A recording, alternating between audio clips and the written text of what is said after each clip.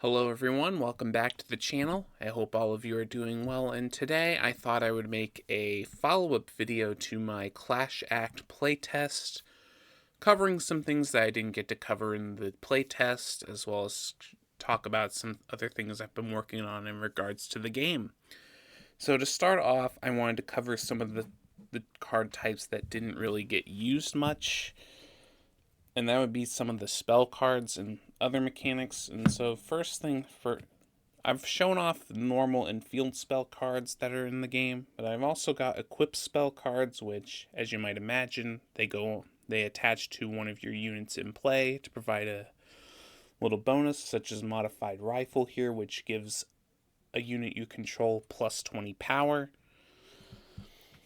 And the other spell card type is technically not a spell card type, but it's a different type of cost. You can see how most of these cards have like a number associated with their cost from 1 to 4, sometimes 0.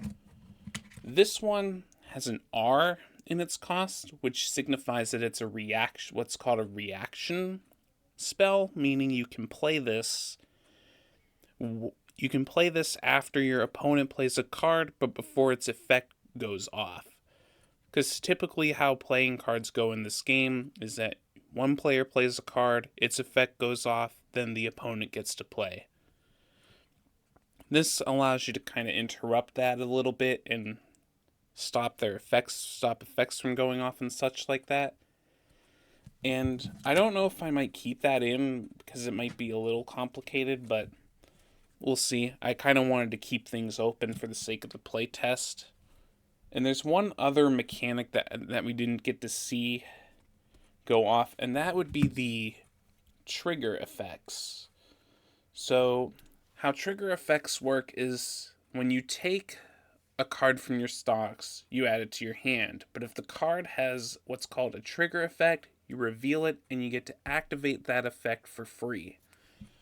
Sometimes the trigger effects wildly differ from the card's normal effect, such as for Landmine here, which says it destroys a target unit rather than just doing 30 damage to a target unit at the end of a round. And you've got Nuclear option, whose trigger lets you choose one, either destroy all opposing units or destroy all opposing field spells, when normally it says it destroys all units in play.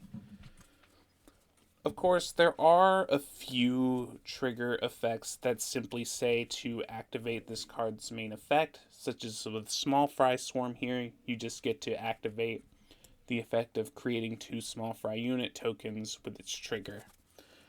I was also kind of considering renaming the triggers to SP bursts, which would be short for stock power bursts, which I think would fit more with the game. And that's about it for the mechanics that I didn't get to show off during the playtest. I wanted to take some time now to cover some of the other things I've made for the game. For instance, I have a third test deck here. You've got the soldier deck, which is red, and the small fry deck, which is blue. But I also made a purple dragon deck, which I think is a little bit more powerful than the other two, but I still wanted to make it just to see different kinds of effects in there. You've got effects that allow you to play cards for free by simply freezing a dragon you control. You've got cards that let you get cards back from your costs pile as well, which I think I wanted to open up these for different kinds of effects, and none of these cards are final yet because I'm still testing things, but I just wanted to show that off. And let me know if you want to see this deck in a future playtest. I also wanted to show off some test art I made for the game. I started to experiment a little bit with some of the card templates. On the left, you've got like a normal card template with everything like in a nice box. You got like the cost here, the name here. Rarity is going to be here, and power, and as well as collector's information and ability. And then you've got this thing here, which I will explain in a little bit. but it's has to do with a new rule I might be implementing in the future in regards to how you pay for costs. And then I've also got like my first stab at a full art card, which I think I want to do for like the highest rarity cards, just to make them stand out a little bit more. So, and then I also wanted to discuss a few of the new rules I was considering. I've been writing them down on a journal here. So, for instance, I might consider having units stay in the arena after a clash, but they are allowed to move back to the staging area by retreating, and this would allow them to heal any damage on them, but they have to rest for that round. So if you want to bring back a unit to your staging area to help it recover from a big clash, you can retreat it, it'll heal, but you won't be able to use it during that round in which you retreat. So you'll have to think carefully about when you do that.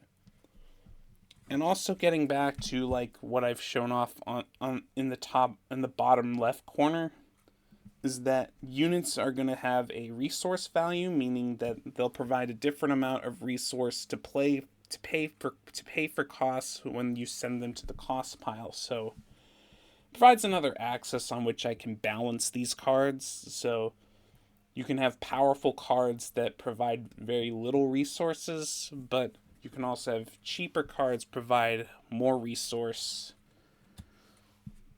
just to give them a way to be more useful. And on the note of resources, I wanted to introduce a system of color factions to the game, where as long as one unit of cost matches the color of the card you want to play, you get to play it. So I've got red and blue. I'm also introducing green and yellow, and I'm still working out what kind of effects I want them to have. And I'm also kind of experimenting.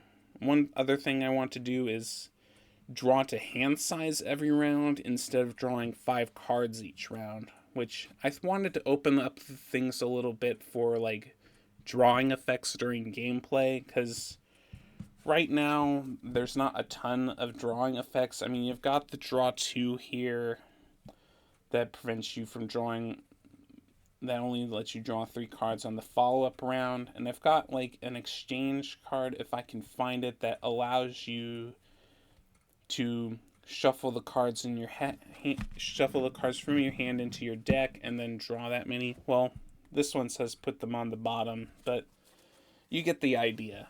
But I wanted to open up some design space for like other kinds of draw effects in the future, so I think drawing to hand size might work out a little better in the long run. And I wanted to implement a thing. These other 2 things I'm not entirely sure about. Is I wanted to make the winner of a clash begin the next round on offense, since defense kind of has a bit of an advantage with how ties work in the game. So that's something I wanted to consider. And then I also considered briefly splitting the power into like attack, power, and health, but I don't really think I want to do that. I'll just keep it as power. And you can see I've kind of been outlining some of the things I wanted to do with the different colors. So like your red cards would be more offensive in nature and would affect the cards in the play by increasing their power or dealing damage to your opponent's cards. You'd have green cards that are also offensive, but they kind of interact with cards outside of play. They'll get you more cards from your cost pile and allow you to play more cards. Defensive cards could be blue and yellow, but with yellow affecting cards in play by allowing them to heal, and blue could be affecting cards out of play by allowing you to draw more cards into your hand. But yeah, that's some things I've been experimenting with this game. Definitely, I want you to let me know what you think and in the comments below, and leave a like if you enjoyed videos like this where I go into detail about what I'm working on in regards to my card games. So I will see you in whatever video I upload next, and take care.